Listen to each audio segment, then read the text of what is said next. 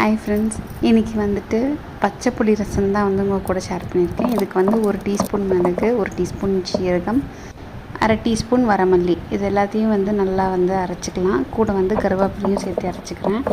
இது எல்லாமே நம்ம பச்சையாக வைக்க போகிறோம். ஸோ நல்லா பேஸ்ட்டாகவே அரைச்சிட்டோம் அப்படின்னா குழந்தைங்களுக்கு ஈஸியாக இருக்கும் சாப்பிட்றதுக்கு.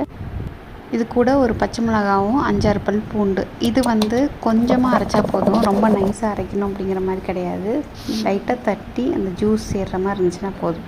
இது கூட சின்ன வெங்காயம், இது அதை விட ரொம்ப லைட்டாக தட்டினாலே போதும். அந்த ஜூஸ்லாம் இறங்குற மாதிரி நம்ம எடுத்து எல்லாமே ஒரு பவுலுக்கு ட்ரான்ஸ்ஃபர் பண்ணிடலாம். லெமன் சைஸ் புளியை வந்து நல்லா கரைச்சி தண்ணி ஊற்றிக்கலாம்.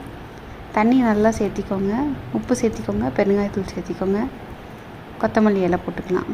இது வந்து டைஜஷனுக்கு ரொம்ப நல்லது. ஹெவி மீல்ஸ் எடுத்துருக்கிறவங்க, நான்வெஜ் சாப்பிட்ருக்கிறவங்க, டைஜஸ்ட் ஆகாமல் இருக்கிறவங்க இது கண்டிப்பாக ஒரு வேளை எடுத்துக்கலாம். நல்லாயிருக்கும். செஞ்சு பார்த்துட்டு சொல்லுங்கள். பாய்.